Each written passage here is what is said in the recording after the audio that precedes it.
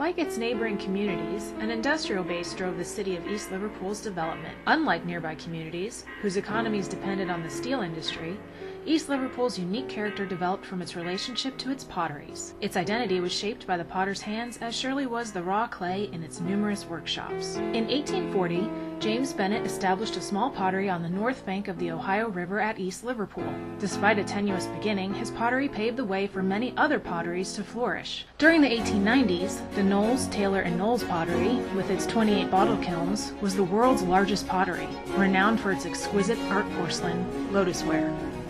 The great wealth generated by the potteries structured the community along economic lines, however, and planted the seeds for challenges that appeared after the potteries themselves had vanished.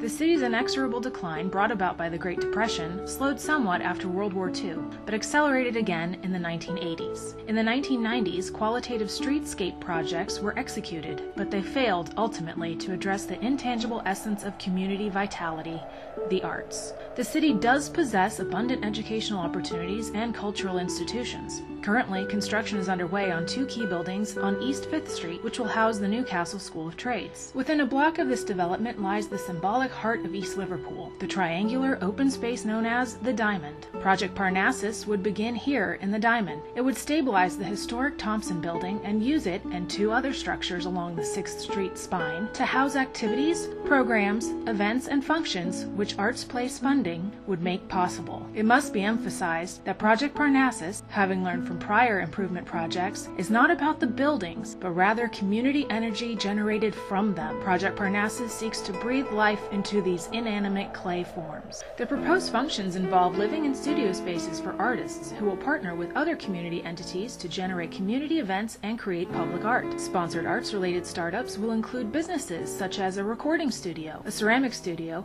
and an artisanal furniture builder. Establishment of an eventually self-sustaining tri-state arts and craftspersons guild will maintain a high-quality gallery and commercial presence in a key storefront. This body will assist in event planning and take responsibility for the creation of public artworks. Artist-in-Residence fellowships aimed towards helping the community will include local interfaces like free music, dance, and art lessons, musical therapy, literacy programs, the Montparnasse Cafe, a coffee house which would display art and host frequent performance events, and finally a documentary showcasing East Liverpool's use of art-centric planning to revitalize itself. This film will be used for public relations, advertising, marketing, and for artist and entrepreneur recruitment. Also, the film will show the beneficial changes brought to a community by funding the Arts Through an Arts Place grant. In the near and very possible future, the Community Activities Kiosk in the Diamond will be full of activities thanks to the Arts Place funding of Project Parnassus.